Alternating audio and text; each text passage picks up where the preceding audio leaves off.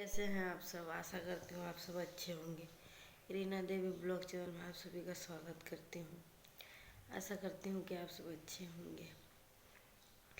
बस बहुत दिनों से मैं ब्लॉग नहीं बना पा रही हूँ और ब्लॉग नहीं बनाती हूँ। मैं बस आज चाहती हूँ कि आप सबसे अपने मन की बात कहूँ। मैं अपनी दिल की बात शेयर करना चाहती हूँ। मतलब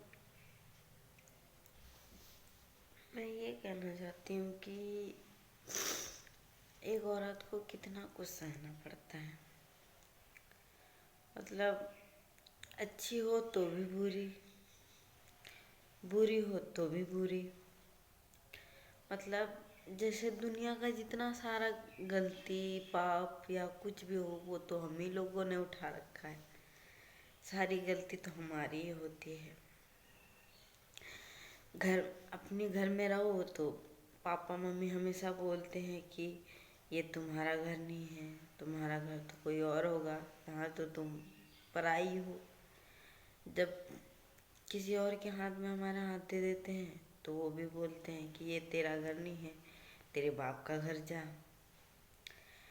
तो मैं बस इतना कहना चाहती हूँ कि हमारा घर होता कौन सा है,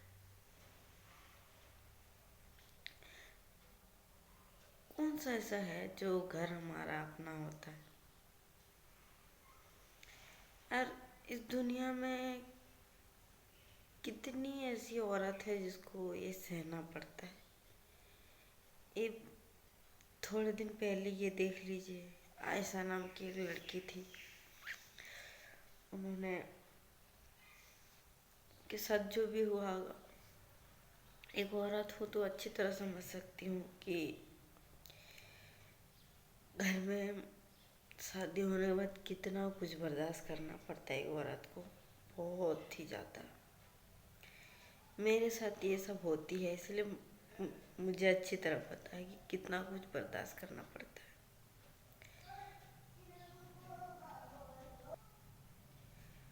बहुत ही बर्दाश्त करना पड़ता है गाइस।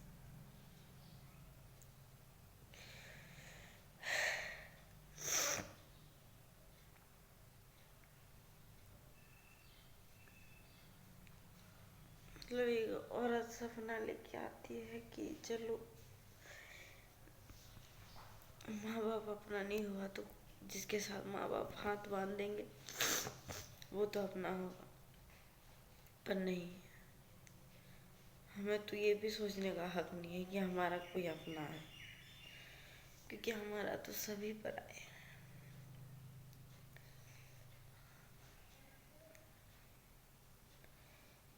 सब कहते हैं कि भ्रूण हत्या गलत है, मैं तो कहती हूँ सही है। पेट में ही मार देता है ना लड़कियों को तो वही सही है। कम से कम दुनिया में आके उसको इतनी तकलीफ तो नहीं झेलनी पड़ती है जितनी एक जिंदा औरत को, लड़की को सहने पड़ती है। मतलब समझ सकते हैं, हमेशा दुख दर्द गाली गलौज मार पीट, घर की टेंशन, बाहर की टेंशन, मतलब कितनी बर्दाश्त करे आदमी, कितनी।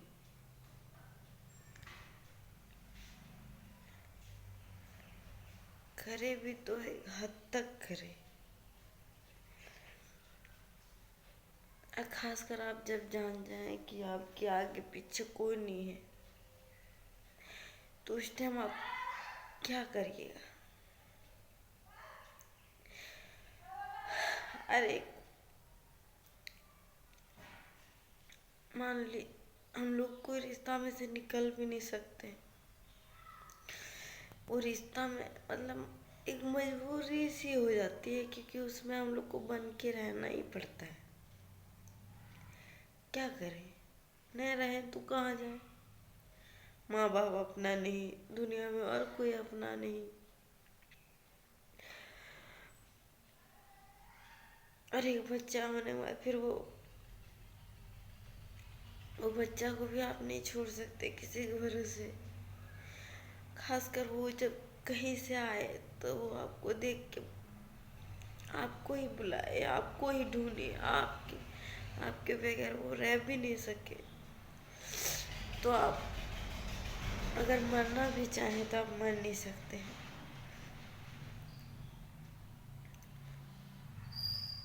क्यों? सिर्फ उसके लिए कुछ कर लीजिएगा तो आपको ये भी डर लगेगा, मेरा बच्चा कौन पालेगा, कौन खिलाएगा, कौन उसको ख्याल रखेगा। पर सबकी चिंता करते करते अपनी क्या करें? एक औरत अपने बारे में कब सोचे, क्या करे? अब दुनिया में ऐसी कई औरत है जिसको ये सब सहना पड़ता है। मेरी मेरी मेरे मम्मी पापा दोनों ने बचपन में ही अलग अलग शादी कर लिया था। उन्होंने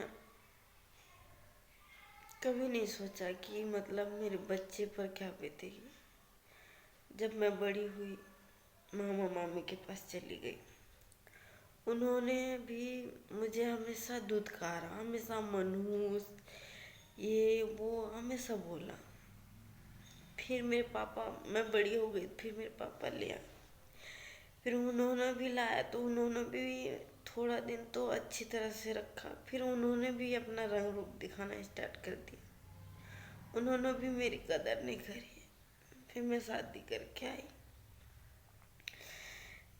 यहाँ भी आई तो मेरी जिंदगी में कभी भी मेरी सुख नहीं मिली गाइस,